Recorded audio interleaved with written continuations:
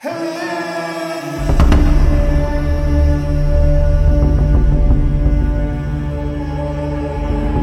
saya politik itu adalah bagian dari seni kehidupan.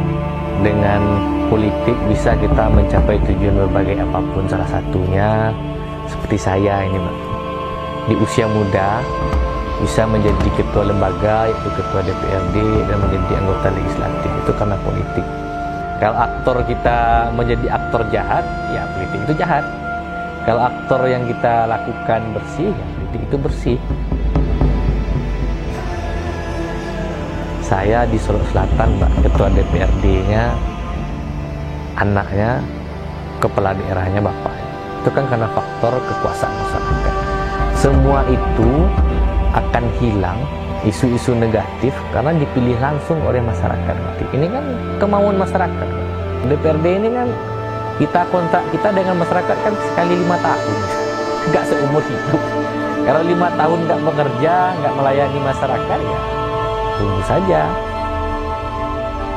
Dan ini yang membuat saya selalu ingin memperjuangkan aspirasi-aspirasi rakyat, masyarakat, supaya tercapai apa yang dicita-citakan oleh masyarakat.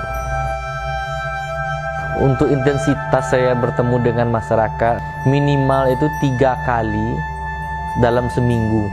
Setidaknya itu bertemu tatap muka dengan masyarakat. Kalau memang waktu saya itu padat, sudah pasti saya mengundang masyarakat untuk datang ke rumah. Dan di rumah saya tidak ada memilih siapapun orangnya, orang kenal atau tidak kenal. Banyak hal yang bisa kita perbuat di politik. Salah satu contoh, misalnya dengan kebijakan politik, dengan kekuasaan politik, itu bisa membantu banyak orang. Dan saya melihat bahwa sesuatu hal yang tidak bisa diungkapkan semuanya dalam politik, semuanya ada dalam politik itu bisa.